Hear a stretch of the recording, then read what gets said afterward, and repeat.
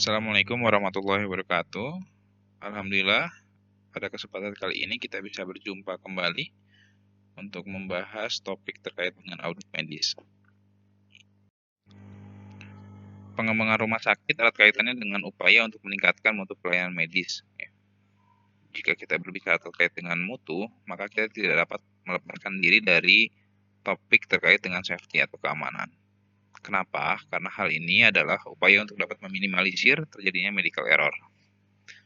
Di Amerika Serikat, sesuai dengan laporan, ada sekitar 1:200 risiko medical error yang bisa terjadi dari setiap pelayanan kesehatan yang diberikan.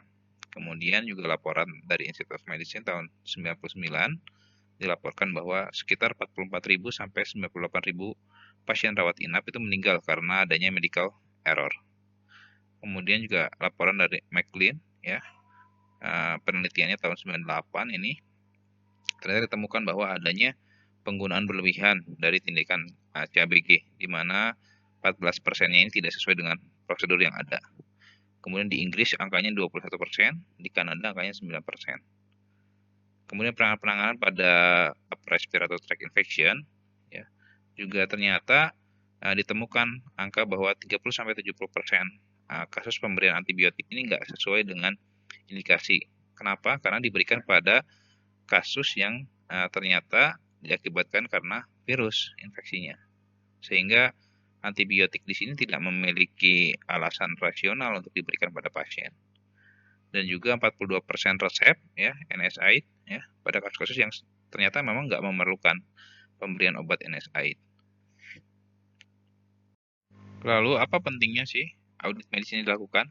Apa tujuan dari audit medis tersebut? Ya. Jadi audit medis ini sangat terkait dengan upaya peningkatan mutu dan standarisasi dari pelayanan kesehatan. Secara umum, audit medis ini memiliki tujuan untuk tercapainya pelayanan medis yang prima di rumah sakit maupun juga pelayanan kesehatan lainnya.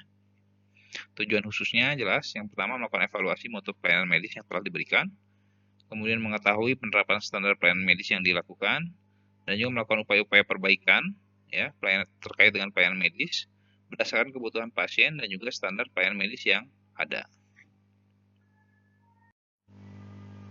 Dengan tujuan untuk menciptakan peningkatan mutu pelayanan medis, ya, maka di sana perlu ada ruang, ya, di mana dokter dapat melaksanakan pelayanan dengan standar profesi tertinggi.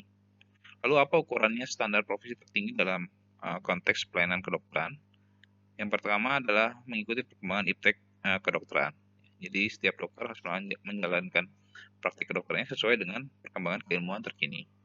Kemudian juga ada aspek etika umum yang harus dipenuhi, ya, aspek-aspek etika secara umum yang harus dipenuhi. Kemudian yang khususnya atau yang spesifiknya harus memenuhi aspek-aspek etika kedokteran. Ya. Kalau kita berbicara tentang praktek kedokteran Indonesia, maka rujukannya adalah Kode Etik Kedokteran Indonesia. Kemudian juga harus mentaati peraturan atau hukum yang berlaku. Ya. Jadi memang tindakan atau praktik kedokteran juga harus sesuai dengan peraturan yang berlaku. Ya. Kalau terkait dengan praktik kedokteran, ya ada undang-undang praktik kedokteran, kemudian ada undang-undang tentang kesehatan. Ya.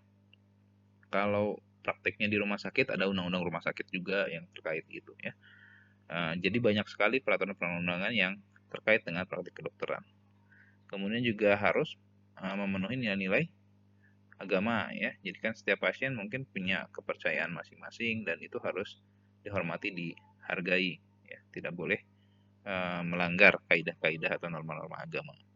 Dan juga adanya kesesuaian jenjang atau tingkat pelayanan kesehatan. Jadi memang mungkin pelayanan di puskesmas ini agak sedikit berbeda dengan di rumah sakit misalnya. Mengapa? Karena memang fasilitas pelayanan kesehatannya juga kan berbeda, ya, sumber daya kesehatan yang dimiliki di tingkat primer dengan tingkat lanjutan itu berbeda, sehingga standar prosedur itu juga akan menyesuaikan dengan ketersediaan sumber daya kesehatan.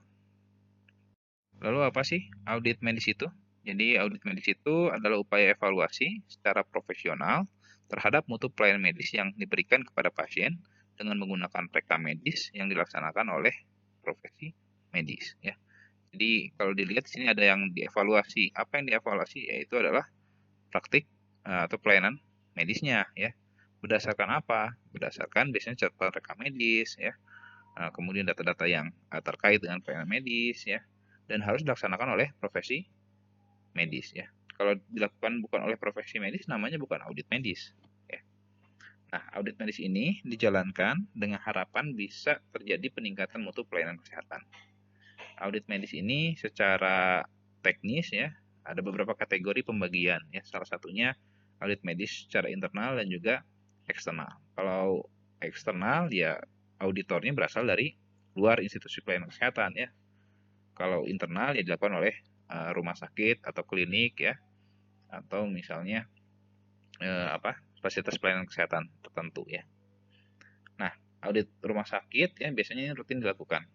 Pada rumah sakit pendidikan malah cukup sering ya dilakukan. Mungkin istilahnya agak sedikit berbeda-beda ya. Ada yang menyebutnya dengan pembahasan kasus kematian, ya. Kemudian ada pembahasan tentang kasus-kasus yang sulit atau kasus-kasus yang langka ya, atau kasus-kasus yang memang saat ini sedang berkaitan dengan proses hukum ya, maupun juga misalnya kasus-kasus unik lainnya ya. Jadi memang istilahnya berbeda, tapi pada prinsipnya dilakukan audit medis ya, berangkat dari rekam medis yang ada, kemudian dianalisis data-datanya ya, kemudian nanti disimpulkan ya, apakah pelayanan medis yang dilakukan ini telah sesuai atau tidak terhadap standar pelayanan yang seharusnya. Ini kalau kita coba lihat ya di rumah sakit ya, biasanya dokter-dokter ini dia akan dikelompokkan sesuai dengan kelompok staf medis ya. Jadi disesuaikan dengan kompetensinya. Jadi ada kelompok staf medis bedah misalnya ya, yang diisi oleh dokter-dokter bedah, kemudian ada kelompok staf medis penyakit dalam ya, diisi oleh dokter-dokter penyakit dalam atau internis ya, kemudian ada kelompok staf medis obsgin misalnya ya, dan kelompok staf medis lainnya. Ya. Biasanya mereka juga membentuk komite medik ya. Komite medik ini biasanya berisi ketua-ketua dari KSM. Nah, dalam konteks audit medis biasanya komite medik ini ya, dia akan berperan sebagai steering komite ya. Kemudian dokter-dokternya atau dari kelompok staf medis ya, ini dia nanti bisa menjadi peer-nya, peer group-nya ya, untuk melakukan penilaian. Nah, ini kalau kita lihat sejarah ya, memang audit medis ini sudah cukup lama ya menjadi bahan diskusi. Bahkan WHO Executive Board ya, ini tanggal 18 Januari 2002 itu melakukan resolusi yang berkaitan dengan program patient safety ya. Ada beberapa hal yang menjadi sorotan atau perhatian ya dari WHO Executive Board ini terkait dengan patient safety. Yaitu pertama terkait dengan penetapan norma, standar, dan pedoman global mengenai pengertian, pengaturan, dan pelaporan dalam melaksanakan kegiatan pencegahan dan penerapan aturan untuk menurunkan risiko. Ya. Kemudian juga merencanakan kebijakan upaya peningkatan pelayanan pasien berbasis bukti dengan standar yang global ya, dan menitik beratkan terutama dalam aspek produk yang aman dan praktik klinis yang aman sesuai dengan pedoman, medical product dan medical device yang aman, serta membudayakan budaya keselamatan dan keamanan dalam pelayanan kesehatan dan organisasi pendidikan. Kemudian aspek lainnya, mengembangkan mekanisme melalui akreditasi untuk mengakui karakteristik provider pelayanan kesehatan, apakah telah melewati ya batasan keselamatan dan keamanan pasien secara internasional. Kemudian yang terakhir, aspek yang menjadi perhatian juga adalah mendorong penelitian terkait dengan pasien safety ya di fasilitas pelayanan kesehatan. Lalu bagaimana pelaksanaan audit medis ini? Jadi biasanya kalau di institusi pelayanan kesehatan ya, saya ambil contoh aja rumah sakit misalnya. Jadi direktur rumah sakit ini nanti membentuk tim pelaksana audit medis ya, termasuk job description-nya ya, uraian tugasnya. Nah, nanti tim pelaksana ini bisa bagian dari komite medis ya, atau memang panitia khusus yang dibentuk untuk itu ya. Nah, kemudian pelaksanaan audit medis ini bisa melibatkan komite medis secara keseluruhan atau subkomite dalam komite medis ya, misalnya ada subkomite peningkatan mutu medis atau misalnya subkomite audit medis atau misalnya subkomite evaluasi medis ya. Nanti istilahnya akan mungkin berbeda ya setiap rumah sakit, tapi secara prinsipnya adalah panitia ini atau tim bentukan direktur rumah sakit ini mempunyai tujuan untuk melakukan tindakan audit medis terhadap kasus-kasus yang akan diaudit. Ya, berikut persyaratan audit medis ya. Ada beberapa hal yang menjadi prasyarat audit medis ini bisa dilakukan dengan baik. Yaitu pertama, pelaksanaan audit medis ini harus penuh tanggung jawab dengan tujuan untuk meningkatkan mutu pelayanan, bukan untuk menyalahkan atau menghakimi salah satu pihak. Kemudian pelaksanaan audit medis ini harus objektif, independen, dan memperhatikan aspek kerahasiaan pasien dan wajib simpan rahasia kedokteran. Jadi nggak boleh dibocorkan ke media sosial ya, atau misalnya dibuka secara terbuka ya, karena masih ada kewajiban dokter untuk melakukan simpan rahasia kedokteran. Kemudian pelaksanaan analisa hasil audit medis ini harus dilakukan oleh kelompok staf medis terkait yang mempunyai kompetensi, pengetahuan, dan keterampilan sesuai bidang pelayanan dan atau kasus yang diaudit. Jadi kasus-kasus bedah misalnya ya, yang melakukan audit itu harus staf medis bedah ya, tidak bisa staf medis yang kompetensi lain gitu, karena nanti akan tidak objektif penilaiannya ya, di samping tidak memiliki kompetensi yang mumpuni di sana ya, pengetahuan dan keterampilannya juga tidak memenuhi ya, sehingga nanti hasilnya juga tidak akan sesuai. Kemudian publikasi hasil audit ini harus tetap memperhatikan aspek kerahasiaan pasien dan citra rumah sakit di masyarakat. Jadi tidak boleh dibuka hasil auditnya ke luar. Ini biasanya menjadi masukan atau feedback bagi manajemen rumah sakit untuk melakukan perbaikan, atau masukan juga bagi kelompok staf medis ya, untuk melakukan evaluasi terhadap SOP-SOP yang berkaitan dengan kompetensi dan kewenangannya. Ya, selanjutnya ini perencanaan audit ya. Kalau sebelum melakukan audit medis, kita perlu melakukan dulu perencanaan ya, penyusunan perencanaan audit. Jadi di sini ada 4 tahapan yang harus diperhatikan. Yang pertama itu desain audit, kemudian pengumpulan data, kemudian nanti hasil audit, dan juga ada re-audit. Untuk desain audit ini kita harus pastikan dulu ya, tujuan audit ini harus jelas untuk apa ya. Apakah misalnya mengevaluasi SOP yang sudah berjalan secara lama ya di salah satu fasilitas pelayanan kesehatan, ataukah memang mau mengaudit sebuah kasus kematian misalnya ya. Jadi harus jelas dulu tujuannya apa ya. Kemudian nanti menetapkan standar atau kriteria ya, mana kriteria yang wajib terpenuhi atau kriteria absolut, mana kriteria yang sifatnya tambahan ya. Kemudian melakukan pencarian literatur ya untuk memperkaya wawasan, dan juga untuk nanti memberikan masukan atau rekomendasi dalam penyusunan standar atau kriteria SOP ke depan ya. Dan juga kemudian nanti juga harus dipastikan siapa saja yang terlibat ya, siapa saja yang akan menjadi auditornya ya, kemudian nanti memimpin rapat dan lain-lain ya. Hal-hal teknis seperti itu dibahas di desain audit ya.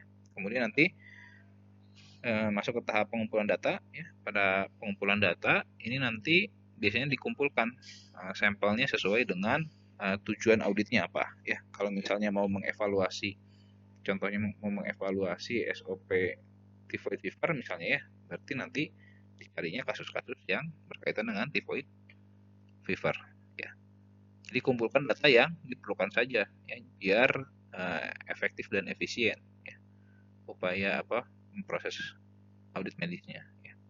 Kemudian nanti setelah pengumpulan data, kemudian nanti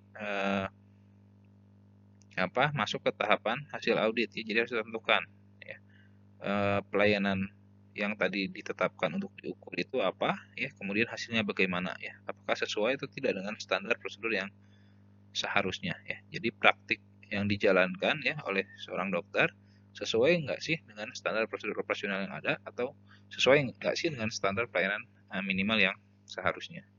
Kemudian hasil audit ini bisa dikeluarkan menjadi rekomendasi bagi manajemen rumah sakit ya, maupun juga nanti masukan juga bagi komite medis dalam menyusun SOP medis terbaru misalnya ya. Nah, nanti setelah itu siklusnya akan berulang ya. Nanti dilakukan audit ulang setelah misalnya adanya perubahan atau implementasi kebijakan baru. Nah, ini siklus audit ya. Jadi kalau adik-adik lihat di sini ada beberapa tahapan siklus audit. Kenapa siklus? Karena memang berulang ya. Jadi tidak ada yang namanya audit medis yang selesai dalam satu siklus ya. Karena namanya siklus ya, dia akan diulangi terus ya, dievaluasi terus, kemudian diberikan rekomendasi terus, dan kemudian selalu diperbaiki mengikuti dengan perkembangan keilmuan ya. Jadi yang pertama harus dipastikan tadi ya, tujuannya apa untuk audit ya. Jadi apa nih yang mau diaudit, topiknya apa ya. Contohnya misalnya tindakan pembedahan pada apendisitis misalnya. Kalau kita tetapkan tindakan pembedahan pada apendisitis, maka nanti data-data yang dikumpulkan adalah data-data tindakan yang dilakukan pada kasus-kasus apendisitis ya. Untuk hal-hal yang di luar itu jangan dimasukkan. Nah, kemudian setelah menetapkan topiknya, kemudian susun kriterianya ya. Mana yang kriterianya harus ada ya, mana yang wajib ada ya. Jadi kalau yang wajib ada ini adalah kriteria minimum atau kriteria absolut ya, yang harus dipenuhi. Kalau nggak memenuhi ini, oh berarti nggak sesuai dengan standar ya. Dan juga ada juga kriteria tambahan ya. Ini kriteria tambahan biasanya berbasis bukti terkini ya, perkembangan keilmuan terkini. Ini biasanya nanti disusun ya, mana yang wajib dipenuhi, mana yang kriteria tambahan. Kalau wajib ini absolut harus ada. Kalau tidak ada berarti melanggar ya, atau menyimpang dari standar prosedur ya. Kemudian nanti metodologi yang dipakai mau apa ya. Jadi ada metodenya yang indirect ya, secara tidak langsung ya, ada yang metodenya langsung ya, direct ya. Kemudian setelah itu pengumpulan datanya ya. Data ini dikumpulkan tadi sesuai dengan topik yang akan diaudit ya. Dipilih yang sesuai dengan rencana audit di awal ya. Kemudian setelah itu data ini dianalisis ya. Jadi data-data dari rekam medis ini kemudian dianalisis dibandingkan dengan standar prosedur yang seharusnya seperti apa ya. Jadi misalnya kalau ada tindakan penanganan pasien, misalnya pasien operasi lipoma ya, tapi kemudian ada tindakan yang tidak sesuai. Nah, tidak sesuai ini kemudian nanti dianalisis ya. Kenapa tidak sesuainya ya? Apakah SOP yang ada di rumah sakit atau di fasilitas pelayanan kesehatan ini sudah jadul ya, misalnya ya, udah terlalu lama sehingga belum update, padahal dokternya mempraktekkan ilmu yang terbaru ya, ataukah memang ada penyimpangan ya, penyimpangan dari tenaga medisnya dalam melakukan sebuah tindakan, sehingga nanti hasilnya ada yang bisa diterima ya, ada yang tidak dapat diterima ya. Diterima itu bisa memang sesuai dengan prosedur, atau misalnya tidak sesuai prosedur tapi memang sesuai dengan kaidah-kaidah keilmuan terkini misalnya ya, atau ada evidence base-nya ya. Nah, ada yang memang ditolak ya, tidak dapat diterima ya. Ini pada kasus-kasus memang keluar dari standar prosedur yang ada dan keluar dari kaidah-kaidah keilmuan yang ada ya. Yang acceptable itu biasanya kalau ada penyimpangan ya, ada kriteria tambahan yang misalnya tidak sesuai gitu ya. Tapi kalau misalnya kriteria absolutnya ini tidak terpenuhi, ya maka tindakannya tidak dapat diterima. Nah, kemudian dari hasil ini nanti akan disusun atau dibentuk rekomendasi ya. Apakah kemudian memang SOP-nya ini sudah ketinggalan zaman ya, sudah tertinggal keilmuannya ya, maka rekomendasinya adalah perbaikan ya, penyusunan dan perbaikan SOP atau prosedur yang baru ya. Ataukah memang tenaga medisnya yang ada penyimpangan misalnya ya, maka ini harus disusun langkah-langkah pencegahannya itu bagaimana ya. Kalau misalnya memang keahliannya masih belum memenuhi, ya dikembangkan upaya pendampingan ya, dengan pendidikan maupun juga pelatihan untuk meningkatkan kompetensinya ya. Kemudian rekomendasi ini nanti diimplementasikan, setelah diimplementasikan dievaluasi kembali ya, diaudit kembali. Karena tadi saya bilang ini siklus audit ya. Kenapa siklus? Karena dia berputar ya. Jadi tidak ada namanya audit itu berhenti di satu titik ya. Dia akan kemudian terus menerus melakukan audit untuk terus menerus melakukan peningkatan pelayanan kesehatan. Harapannya supaya terjadi peningkatan dari mutu pelayanan kesehatan. Ya, selanjutnya ini mekanisme rapat audit medis. Jadi rapat audit medis ini biasanya dilakukan secara berjenjang ya. Jenjang pertama itu biasanya di kelompok staf medis yang satu kompetensi ya. Dilakukan rapat medis, ketuanya biasanya pimpinan dari KSM-nya ya, dari kelompok staf medisnya. Nah, kemudian nanti hasilnya biasanya alternatif pemecahan masalah, kemudian nanti saliannya dikirim ke komite medik, kemudian rencana audit dan presentasi yang akan datang hasilnya. Nah, kemudian nanti di tahap kedua, itu biasanya di tingkat komite medis. Ya. Nanti yang memimpin rapatnya, itu biasanya ketua komite medis. Ya. Nanti hasilnya adalah alternatif pemecahan masalah, kemudian nanti saliannya dikirim ke direktur, dan ada rencana audit dan presentasi yang akan datang. Kalau misalnya rapatnya diperlukan rapat lanjutan. Ya.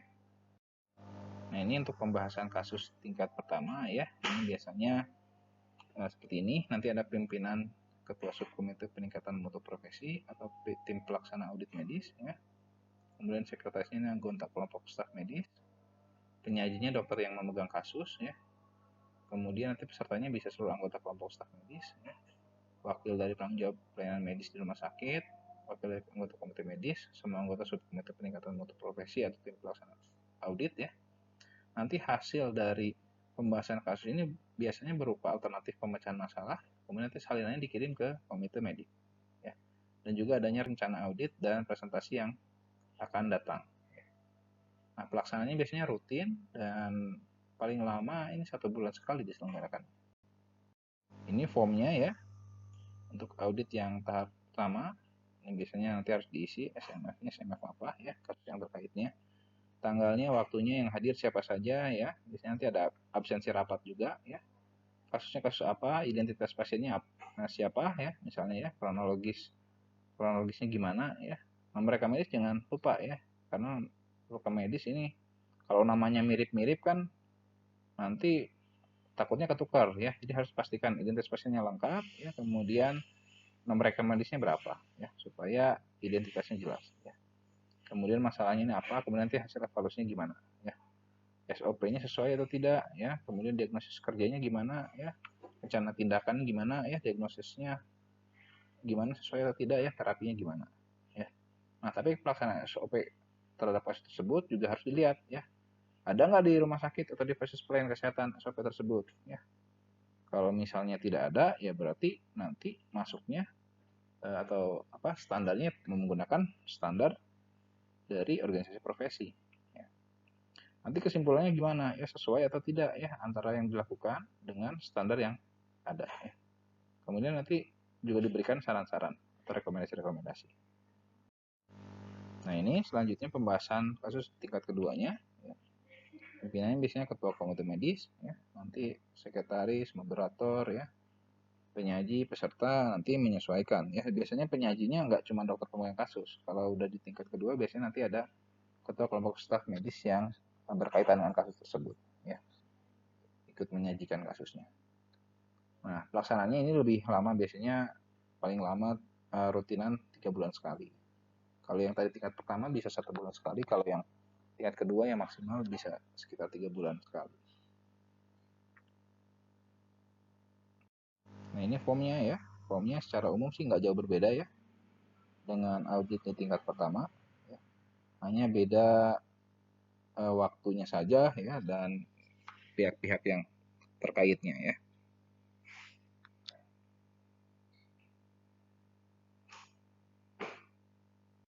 Nah, nanti setelah selesai seluruh rangkaian dari auditnya ya, biasanya nanti dibuat laporan rapat audit ya. Biasanya nanti dari ketua komite medik ya, dan juga notulennya yang mencatat ya. Nanti ini ringkasan saja karena sifatnya laporan ya, jadi ringkasan saja ya. Identitas kasusnya ya, diagnosis kasusnya ya, nama, umur, jenis kelamin, nomor RM-nya berapa ya, ini untuk identifikasi kasusnya ya. Nanti pembahasannya ya, bagaimana diagnosisnya, masalahnya apa ya, SOP-nya atau standar pelayanan minimalnya apa. Kemudian nanti penata laksananya gimana ya, secara uraian ya, yang dilakukan, ada masalah atau tidak ya, kemudian SOP SPM-nya gimana ya, dan kesimpulan. Kemudian kalau ada saran-saran atau masukan, biasanya nanti dicantumkan saran-saran terkait dengan kasus tersebut. Selanjutnya, yang tidak boleh lupa juga terkait dengan monitoring dan evaluasi dari audit medis ini. Jadi ada beberapa pihak menyusun ya, beberapa indikator mutu pelaksanaan audit medis. Itu yang pertama, jumlah pembahasan kasus per tahun. Jadi ini juga jadi bahan masukan ya. Kalau misalnya tidak terlalu banyak kasus dalam setahun yang dibahas, ya berarti proses audit medisnya nggak berjalan secara optimal ya. Kemudian jumlah pelaksanaan audit medis per tahun ya. Ini juga biasanya menjadi salah satu indikator ya. Kemudian persentase rekomendasi dari pembahasan kasus yang sudah dilaksanakan ya. Idealnya kan ada rekomendasi ya untuk apa? Untuk peningkatan ya. Syukur-syukur nggak ada yang perlu ditingkatkan ya. Tapi biasanya yang namanya organisasi mah di jenjang manapun pasti senantiasa berusaha untuk meningkatkan mutu ya. Maka biasanya dari hasil pembahasan atau hasil audit medis itu ada rekomendasi-rekomendasi perbaikan ya untuk meningkatkan mutu pelayanan kesehatan. Kemudian presentasi rekomendasi dari hasil audit medis yang sudah dilaksanakan ya. Kalau tadi rekomendasinya diusulkan, kemudian kalau yang nomor 4 ini apakah rekomendasinya itu dijalankan atau tidak. Ya, itu juga menjadi indikator mutu pelaksanaan audit medis. Dan adanya persentase penularan medical error. Jadi harapannya kan dengan adanya audit medis ini kasus-kasus atau misalnya kejadian-kejadian medical error ini bisa diturunkan harapannya. Nah, di samping indikator untuk pelayanan audit medis ini, biasanya salah satu yang digunakan untuk memonitoring atau evaluasi dari audit medis, ini biasanya ada di dalam program akreditasi. Ya. Kalau rumah sakit, ya nanti diakreditasinya oleh KARS, ya misalnya ya, Komite Akreditasi Rumah Sakit. Ya. Nah, biasanya nanti dilihat, benar nggak ada tim pelaksana audit medis? Buktinya apa? Buktinya biasanya surat keputusan dari direktur rumah sakit ya, terkait dengan pembentukan tim audit. Kemudian ada tidak pedoman audit medis di rumah sakit misalnya ya. Pedomannya harus ada karena itu menjadi juklak ya, petunjuk pelaksanaan. Kemudian jumlah kasus yang dilakukan audit ya ada berapa? Ini minimal 3 buah ya untuk dievaluasi. Kemudian laporan kegiatan audit medisnya lengkap nggak? Ada nggak laporannya? Ya. Kemudian ada rekomendasi dari hasil audit nggak? Ya. Kemudian tindak lanjutnya gimana? Dilaksanakan nggak rekomendasi dari hasil audit itu? Ya. Secara umum sih mirip ya dengan indikator mutu pelayanan audit medis ya. Tapi kalau di program akreditasi ini biasanya nanti ada checklistnya ya. Jadi kalau aspek-aspek ini terpenuhi semua, yaitu berarti menjadi catatan baik ya, menjadi penilaian positif bagi akreditasi rumah sakit tersebut. Ya, baik adik-adik, mungkin dari saya pemaparan cukup sekian ya. Silakan nanti kalau ada yang mau didiskusikan, kita akan diskusikan di kuliah ya. Terima kasih atas perhatiannya. Assalamualaikum warahmatullahi wabarakatuh.